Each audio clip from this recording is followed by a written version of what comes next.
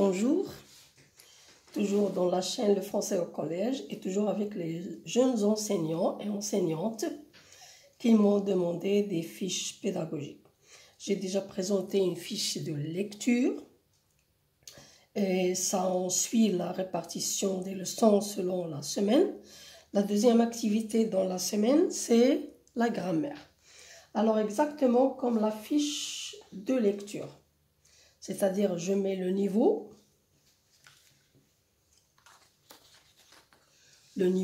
première année, le manuel l'heure de français, la séquence 1, rapporter des faits, dossier 1, le fait divers, activité grammaire. Je mets la page, le verbe. Alors, quand je ne veux pas faire la leçon à partir du manuel, j'ai le choix de choisir une autre leçon. C'est-à-dire, on n'est pas obligé de suivre à la lettre les leçons dans le manuel. Ça dépend. Si ma classe a un niveau un peu important, ils sont brillants, je ne vais pas leur donner une leçon, par exemple, sur le verbe. Mais là, je vous donne un exemple parce que dans le manuel, c'est exactement la leçon, la page 12, le verbe. Alors, pour moi, l'essentiel, c'est de vous faire comprendre comment je prépare ma fiche. Donc, je mets exactement toutes les données et je mets grammaire, le verbe. Et je mets les objectifs. Qu'est-ce que je veux que les élèves sachent à travers cette leçon, le verbe. Alors, reconnaître des verbes, parce qu'il y a des élèves en première année qui arrivent en première année. Je parle du secteur public, là, des élèves du secteur public qui arrivent en classe, qui ne distinguent pas vraiment la classe grammaticale des mots. Ils ne distinguent pas le verbe du nom de l'adjectif. Donc, reconnaître des verbes dans une phrase. Distinguer dans ces phrases verbe d'action, verbe d'état, verbe de changement. Être capable de réemployer ces verbes.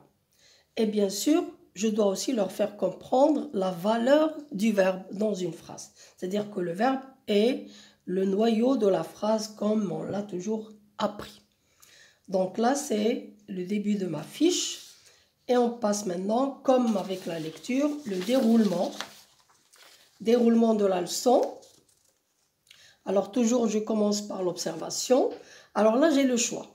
Ou bien, j'utilise le texte qu'on me donne dans la leçon, là, petit texte, la page 12.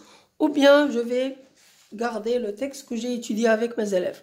C'est-à-dire le texte qu'on a vu dans la lecture, dans l'étude de texte, par exemple, là. Oui? Alors, je ne sais pas comment... Voilà. Le même verbe. C'est-à-dire, là, je fais le même travail. Ou bien sur la page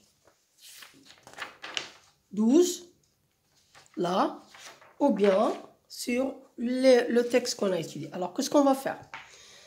Premièrement, observation. C'est-à-dire, faire lire un texte silencieusement. Bien sûr, ils vont l'observer et lire silencieusement. Donner quelques moments pour les élèves pour qu'ils lisent. Leur poser la question suivante, faire repérer les verbes conjugués dans la phrase. Et là, il y a des questions qui accompagnent le texte, c'est-à-dire relever du texte tous les verbes conjugués. Oui. Lorsque les élèves ont relevé les verbes conjugués, là, c'était l'observation, c'est-à-dire les élèves ont distingué, ont relevé des verbes dans une phrase. C'était mon premier objectif, reconnaître des verbes dans une phrase.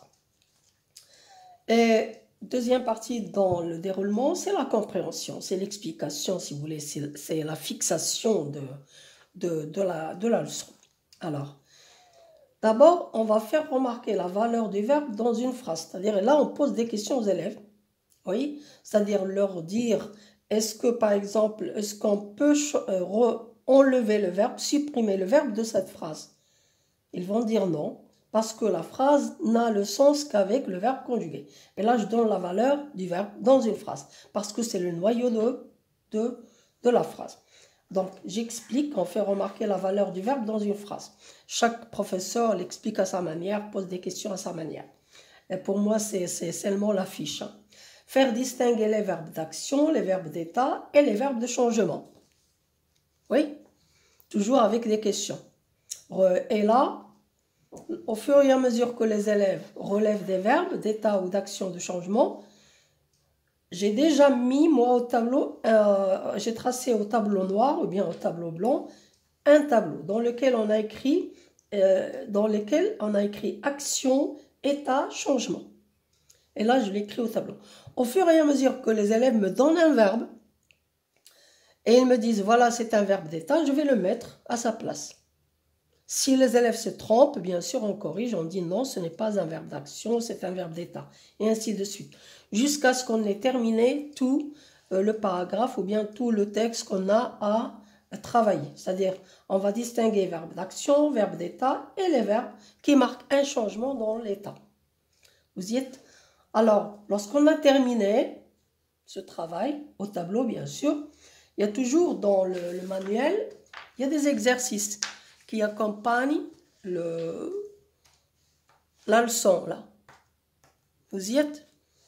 Et voilà. Alors, on a des exercices. On peut faire les exercices aux élèves. C'est-à-dire, oralement, hein, pas d'écrit. Ils lisent, ils répondent, et à tour de rôle, j'interroge tous les élèves. Et comme ça, on aura terminé l'exercice en classe. Alors, petit conseil entre parenthèses. Ne jamais donner des exercices d'une leçon de grammaire ou bien de conjugaison à faire à la maison. C'est une perte de temps pour les élèves. Les élèves doivent faire les exercices en classe. Ils doivent sortir la leçon comprise et assimilée. Je n'ai pas à leur demander de faire des exercices de grammaire, de conjugaison à la maison.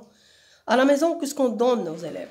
On leur donne à faire une petite recherche, à écrire une petite rédaction, à lire un texte, à faire une analyse, c'est-à-dire ou bien à faire la fiche de lecture, mais pas des exercices comme ça très faciles.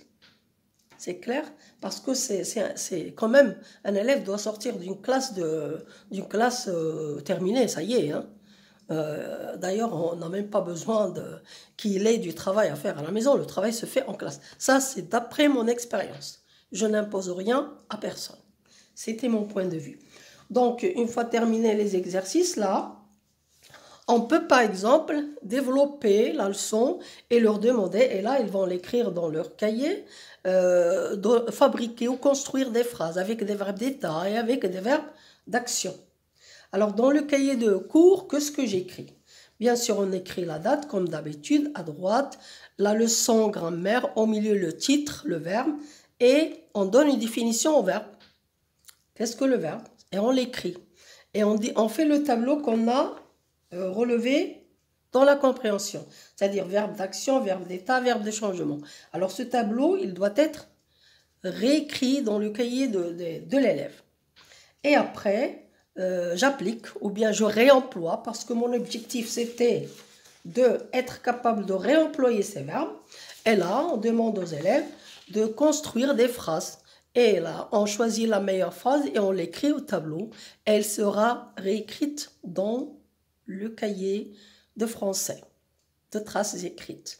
Alors, je ne sais pas, j'espère qu'on a compris, qu'on a compris comment se déroule la leçon de grammaire. Et cette fiche, elle est valable pour toutes les leçons de grammaire et même de conjugaison. C'est-à-dire, on part toujours du texte. Pourquoi? Parce que le texte, on a l'étude de texte au début de la semaine. Ça veut dire que ce texte, il sera pour moi la base de tout le travail. Quelquefois, même un axe de communication, je peux le relever dans le texte.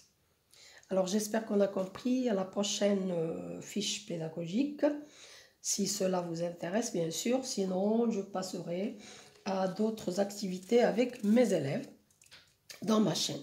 À la prochaine fois.